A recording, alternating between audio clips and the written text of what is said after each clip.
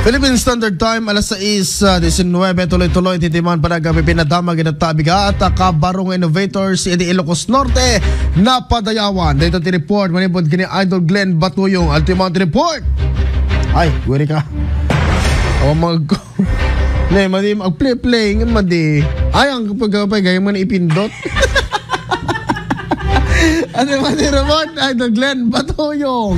IFM News. IFM News. Lokal. Di programa ti panangiwanwan ti adal ken sirma ta 2025 ket nang itampok ti partuat kinatured ken determinasyon dagiti tutubo a negosyante ti Ilocos Norte bayat iti Best Entrepreneur Business Concept Competition ita atawen. Iti panangiwanwan ni Gobernadora Cecilia Araneta Marcos nang ipaay ti programa ti plataporma para kadagiti innovators ang mangipakita, mangpapintas ken mangbiag kadagiti kapanunotanda. Iti food category, nagbalin a grand winner ti Asin Ranyag by Veer Hills. Dahito iket nagapuka digiti premium flavored salts na aramid manipod iti lokal nga asin, iti baybay ken presko nga ruot.